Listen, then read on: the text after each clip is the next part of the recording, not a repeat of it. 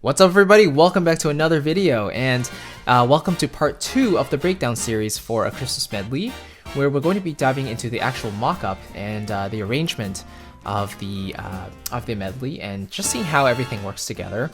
I also want to show you kind of the patches and the libraries I used. I kind of mentioned them in the first video, and I've done a couple of videos on Glory Days already, but just to kind of give you a little bit of more of an insight into how I actually used the library to work on this.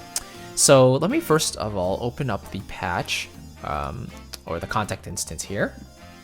And this is how I traditionally work, you know, like I have contact immediately loaded up because the majority of orchestral instruments are context friendly or contact compatible. So I just load them up all here. Now, before I actually dive into the actual specifics, let me just show you why we have all these gray blocks up here. And the reason for that is for mixing purposes. Usually when we're mixing, we want to mix with audio files, and that's because we basically want to commit our changes, commit to what we've already done, and doing that in audio allows us to do that. Another thing is in MIDI, when you're mixing MIDI, if a sample has round robins, meaning if they recorded multiple takes of a certain note or something like that, every time you mix it, it's going to sound slightly different. So the way you process that instrument might change due to the round robin that you're actually hearing. So committing it all to audio just means that you know, the one round robin that is being played is then permanently printed forever.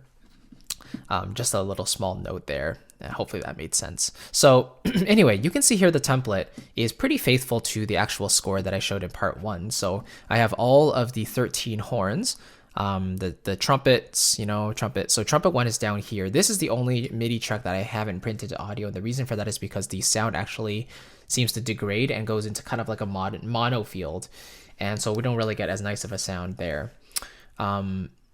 So I kind of left this one as MIDI and all the other ones were audio. So those ones sounded fine. And so I have trumpet 1 through 4, then I have the 4 trombones and then the 5 saxes. So 2 altos, 2 tenors, and 1 baritone sax. So let's go into the actual arrangement here. So you can see these are the patches I used. And this is the Glory Days Big Band Horns from Orchestral Tools, with some additional help from Screaming Trumpet, from Realitone, and then Swing More from Project Sam. So these are kind of like the big players in the contact world. You also have Broadway Big Band from Fable Sounds. I think they have a contact version as well. Or maybe it's entirely for contact, but that one is very out of my price range. And I kind of like the sound of these horns a little bit more anyway. So you can see here, these are all multi-patches, which just means all the articulations are loaded into this one patch. And this is especially useful when you have an instrument that has a variety of articulations, like jazz music, basically. So all the horns have a myriad of different options they can do to make their lines convincing and sound good in the jazz style. So if you had individual tracks for all of the different articulations, you would have, you know, at least 300 tracks basically, or more. But with key switches available, I can basically keep or limit the amount of MIDI tracks I have to those 13 horns plus any extras like the rhythm section and so on. Another option is the articulation sets, which some of my friends told me about after I had released the medley. So that's something I definitely need to look into for the future for this style of music. But anyway, you can see how the patch is laid out here. So you have sustains, you have the short articulations, you have scoops, doits, falls, crescendos, dynamics, shakes, you know, trills as well, staccato with tongue, long, short crescendos, bends, you know.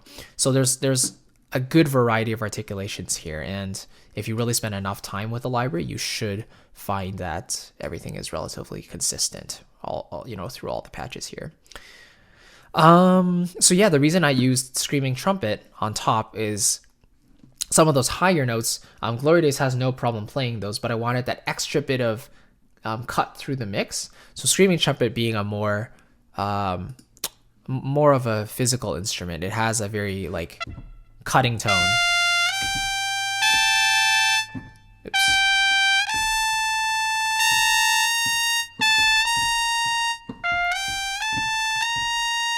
You know, it has that really bright tone. So sorry, there were some of the polysustains coming out there because none of the samples were actually loaded here, so it kind of glitched a little bit. You can see each of these samples are or each of these patches are now loading their respectable or respective samples. Anyway, so then in addition to that, I had the Project Sam patches here. So let me just go down. So these are all the horns. These blue sections here are these 2 solos. These are, like I mentioned, live solos. So here you can see we have the trombone chords. Let me play a few of those.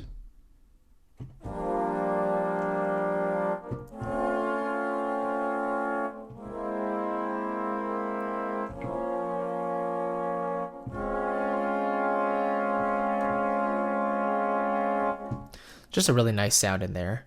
And then some big band chords.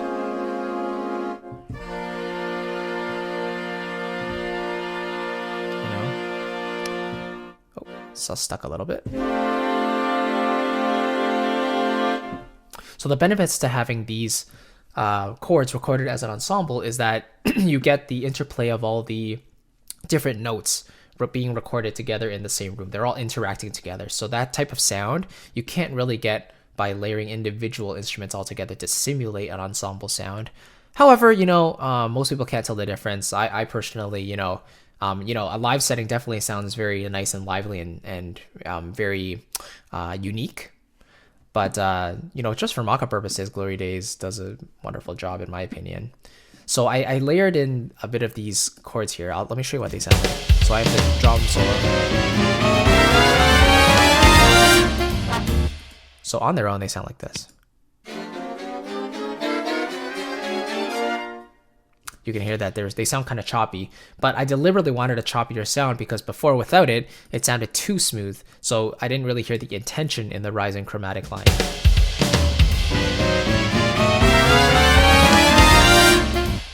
It sounds a little bit empty. It's like it's missing something. So the body came from this patch, this big band chords. To me, it filled it in a little bit, and I really liked that. So same thing here for the trombone chords. I needed that patch to basically fill in some of the missing depth, Let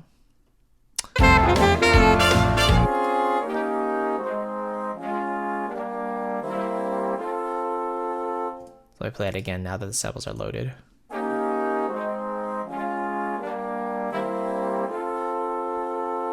Right? Now you'll notice that melodically it kind of jumps around a little bit. So I basically had one of the trombones from Glory Days play that top line just to put on top of those chords, because the chords that come with Project Sam don't contain every single possible voicing, So yeah, I kind of have to play around with that.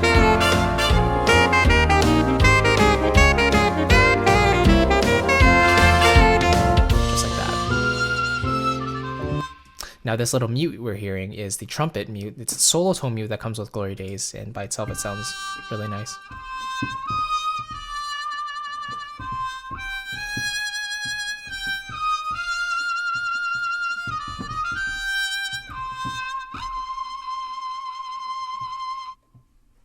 Anyway,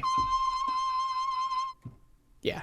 Now you notice the sound is relatively dry as well, and I got a few questions, on which mic positions I was using. So if we just take a look in here, we'll go into the mic settings, and you'll see I have spot and close loaded up. And for the most part, I put the spot and the close pretty evenly. But for some of them that I wanted to bring out just a little more of the detail, I pulled up the spot just a little bit more, because the spot is the driest setting we have in this library. It's like right up to that instrument. So yeah, I didn't use any of the tree. I didn't use, any of these surround or AB or the second close, because I wanted a more studio sound. I didn't want it to be too reverberant. So yeah, so let's take a look at the other contact instance here. So we have the mutes part. So let's just open this contact instance over here and see what we have. So we have this Harmon legato.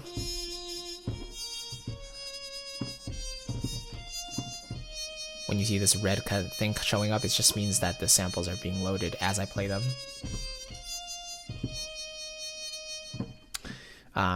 So basically I have all 4 trumpet harmons, because at the beginning here, I needed them to play in unison.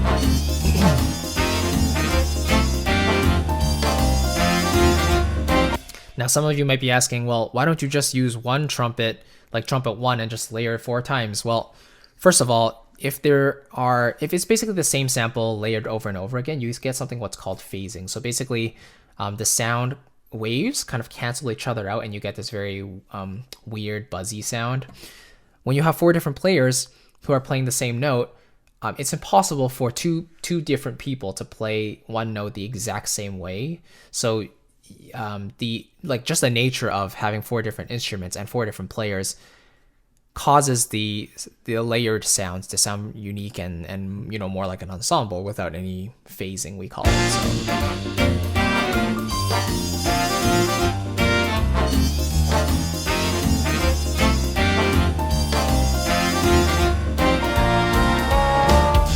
I personally love the mutes. That's why I use them here. And for the Jingle Bells chorus, I really wanted to use the cut mutes for this. So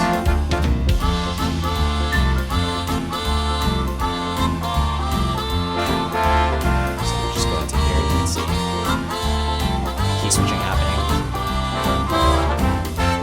So for the most part, you'll see on the bottom here, we have these key switches happening. And so here's the melody, and then down here we have the key switches. So all key switches is that like you play or you activate a single key on the bottom of your keyboard, and each of these articulations corresponds to a certain key. So if I play this note here, the marcato is going to activate. If I do the note above, then the staccato is going to activate. And so switching between them is what is going to give you a convincing performance.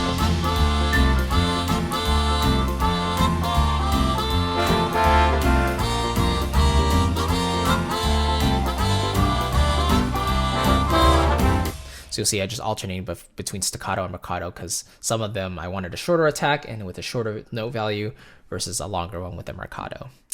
So there we go. And finally, we have some alto sax runs. And so this I needed at near the very end. You can see right there because here, just have a listen to this.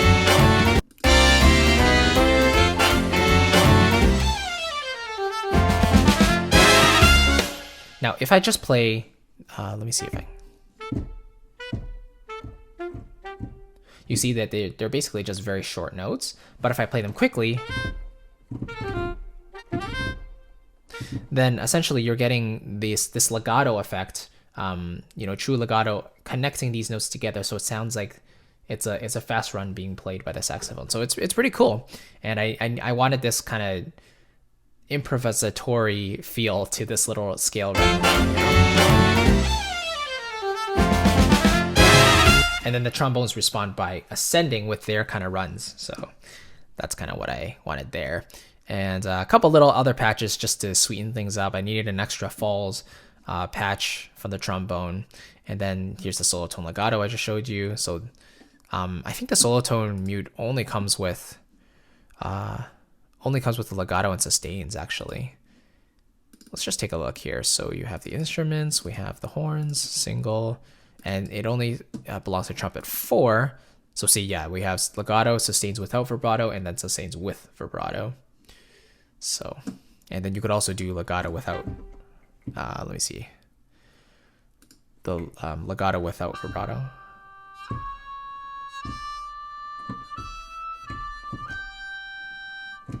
But I really like it with.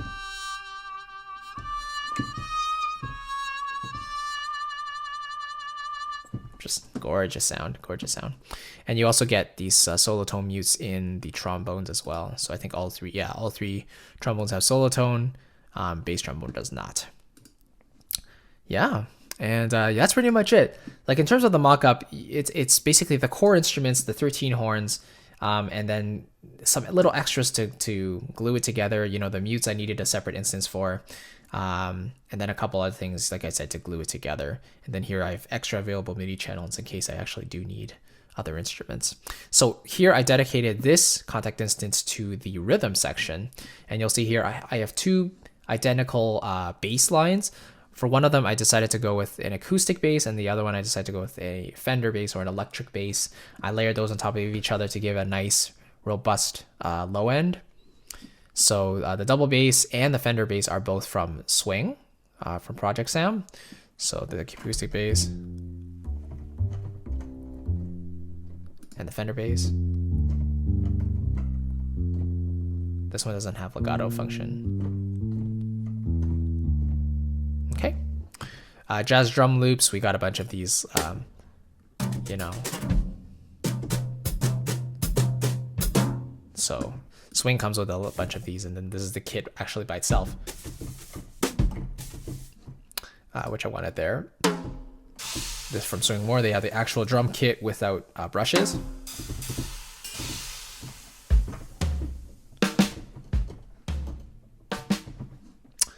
Crazy endings, this is awesome. So let me see. One of these has the crazy ending. There we go.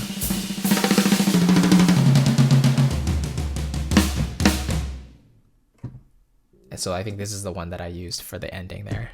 And you have different variations. You can have different endings as well.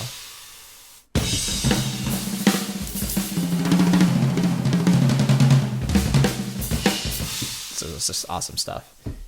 Some other grooves here.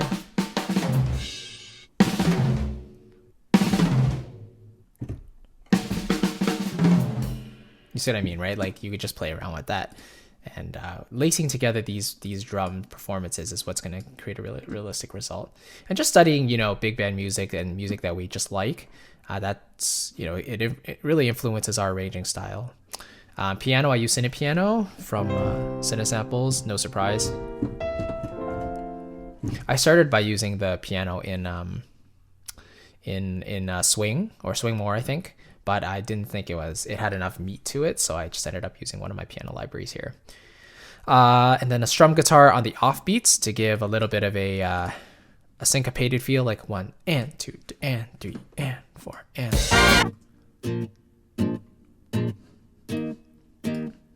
You see all these different chord types you can choose from.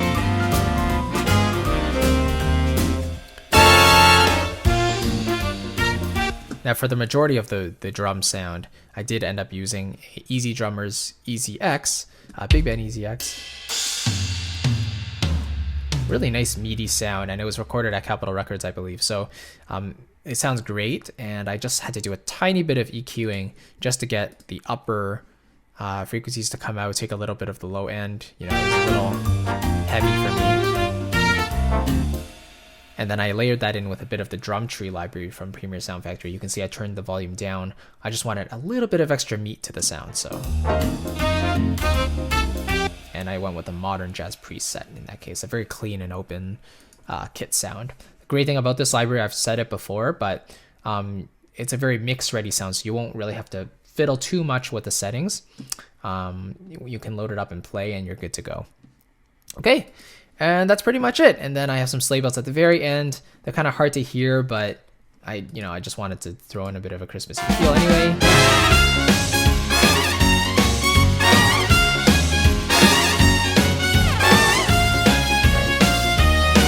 So you can definitely hear it in there if you really listen carefully. But anyway, that is pretty much the mock-up. So you can see the session is relatively simple. 13 horns, 8 brass, 5 saxes, and we have the live players, and those are very well recorded actually. They actually sent me multiple takes, so I just chose the best parts of each take of each solo and spliced it all together in order to create a somewhat. I tried to create a realistic solo take from that, and yeah. So thank you so much for watching. This is part 2 where we took a look at the actual mock-up itself, and just one more quick thing that popped into mind. You see these this piano part. You see all these little tinkly things that are happening here at the top. I'm just using the piano to really interject between the melody lines. So if you just hear, listen.